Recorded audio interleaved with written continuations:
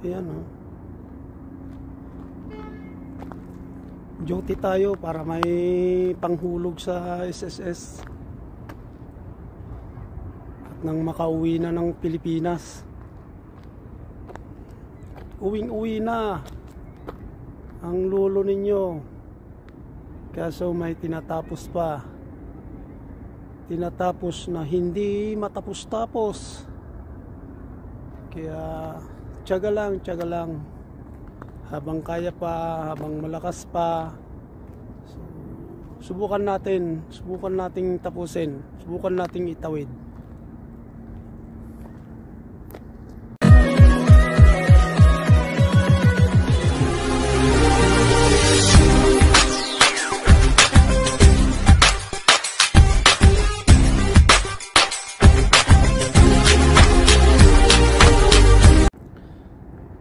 Ayan, night duty tayo.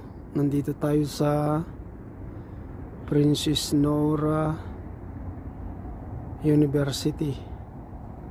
Ano to? Ladies University ito. Napakalaki nitong universidad na ito. Pambabae. Meron siyang sariling metro system. May LRT ba?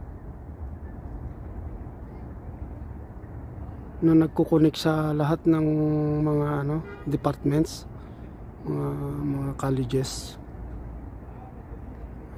Napakalaki nito.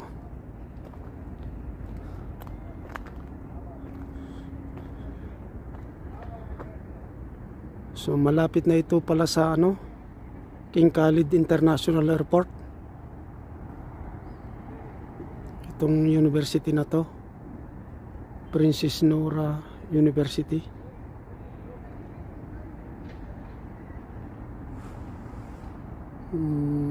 Dito nagtapos ng pag-aaral yung dalawang anak ng amo kong babae. Yung dalawa niyang anak na babae.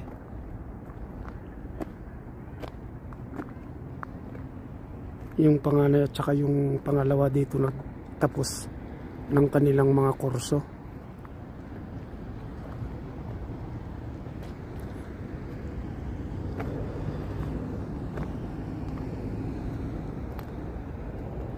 Meron siyang metro stations.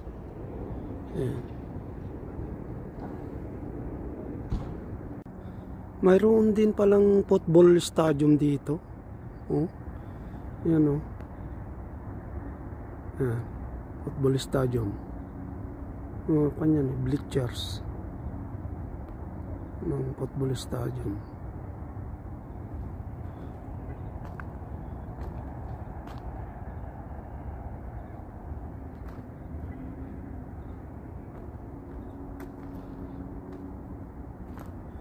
Matagal din akong bumiyahe sa lugar na ito. Ilang taon din akong araw-araw na bumiyahe dito dati. Nung nag-aaral pa yung panganay at saka yung pangalawang anak ng aking amo. Napakalawak nitong university na to eh. Biruin mo, mayroon siyang metro system.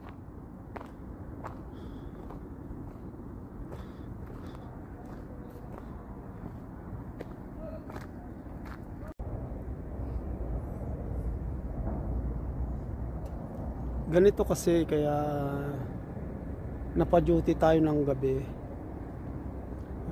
Final practical exam kasi nung alaga kong isa, dahil kukuha siya ng lisensya.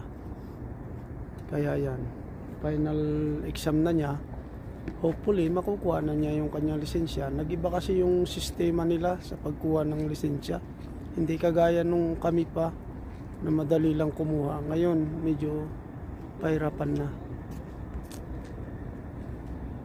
Kaya napa-duty tayo ng gabi. Ayan yung kanilang yung kanilang metro. Ayan, may dumadaan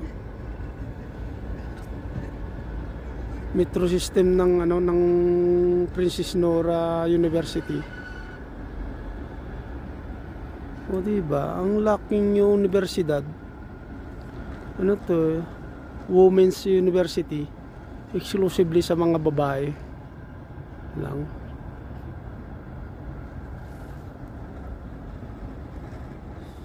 Ano kasi ito dito banda driving school.